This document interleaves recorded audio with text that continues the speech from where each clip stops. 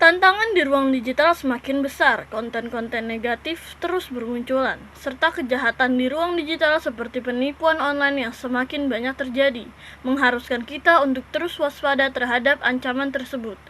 Di sini kami akan merangkum beberapa materi yang disampaikan oleh para narasumber dalam gerakan webinar nasional 2021 dengan tema Hati-hati agar tidak terjebak penipuan online. Dalam kondisi seperti saat ini, terkadang sebagian masyarakat terjebak penipuan online dikarenakan kondisi ekonomi yang tidak stabil membuat oknum-oknum melakukan berbagai cara untuk menghasilkan uang, terlebih lagi dalam budaya digital.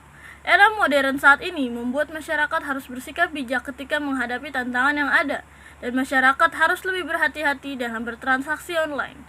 Oleh karena itu, masyarakat harus pandai dalam menghadapi budaya digital seperti apa yang disampaikan oleh Dr. Enugraha Prananingrum selaku dosen UNJ dan Japelidi. Berikut pernyataannya. Budaya digital ini sebagai penguatan karakter bangsa, ya, di era manusia modern ini supaya manusia juga dapat bagaimana dia bisa bersikap dengan bijak ya menghadapi berbagai macam tantangan yang ada. Saya katakan tantangan yang ada karena itu tadi kembali bagaimana supaya kita juga mawas diri, tidak terjebak dalam penipuan, apalagi sekarang penipuan online ya, di saat-saat orang betul-betul sedang banyak tantangan hidup, kemudian kehidupan banyak mempergunakan teknologi digital, ada juga godaan yang sifatnya seperti ini. Pengembangan kehidupan manusia itu karena dia lebih kreatif, lebih inovatif, ya. Dan ini karena internet ini muncul sebagai komunikasi massal, ini mengakibatkan internet itu tidak hanya mempergunakan PC, tapi juga mempergunakan smartphone yang canggih untuk bagaimana dia bisa mengembangkan dirinya. Oleh karena itu, alangkah baiknya masyarakat harus bersikap bijaksana serta arif ketika menghadapi budaya digital. Dan masyarakat harus mempunyai penguatan karakter dalam digitalisasi karena begitu banyak arus informasi yang masuk. Sementara itu, kecakapan digital atau melek digital tidak hanya dikuasai oleh orang-orang yang baik saja, akan tetapi dikuasai juga oleh oknum-oknum yang memiliki niat jahat untuk memanfaatkan kecanggihan teknologi. Dan ada sebagian masyarakat tidak berhati-hati dalam melakukan transaksi online, sehingga terjadilah penipuan online yang dilakukan oleh oknum yang tidak bertanggung jawab. Namun ada beberapa akses yang dituju ketika kita terkena penipuan online, sebagaimana yang telah disampaikan oleh Bapak Dosen Sultan Takdir Ali Sabana dari Staindo, Jakarta. Berikut pernyataannya.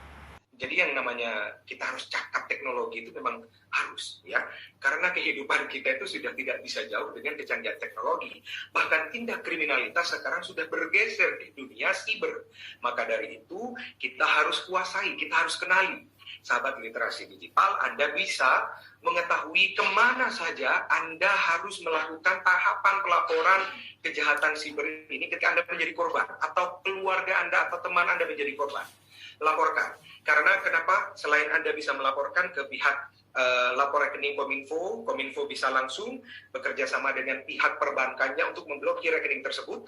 Kemudian jika Anda melaporkan ke patroli siber dan juga layanan polisi 110, aparat kepolisian bisa mengejar keberadaan mereka, mencari keberadaan mereka dengan melacak nomor telepon mereka, di mana akses terakhir mereka mengakses internet ataupun telepon. Jadi Anda melaporkan, ini bukan kegayaan, tapi Anda menyelamatkan saudara-saudara Anda, keluarga-keluarga Anda dari kejahatan siber. Seperti yang telah disampaikan, apabila kita semakin menguasai dunia digital, kita bisa menularkan berbagai hal positif yang dapat menyelamatkan diri kita, keluarga, dan masyarakat agar dapat berhati-hati dalam menggunakan media sosial, terutama bertransaksi online.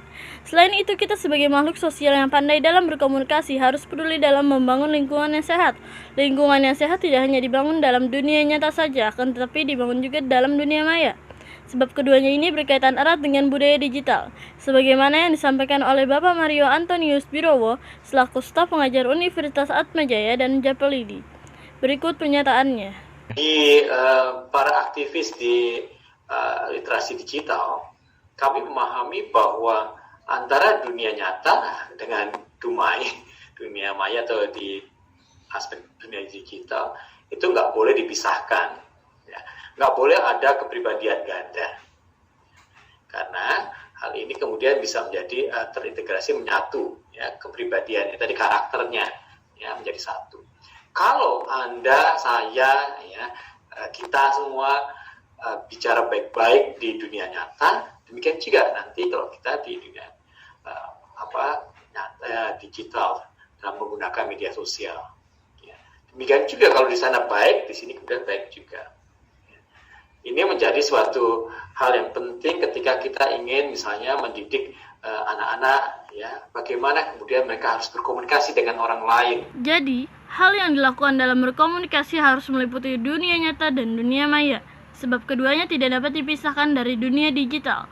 Dalam dunia digital, kita harus memperhatikan etika, karena ketika kita meninggalkan dunia digital, terdapat jejak digital yang sangat penting di masa depan.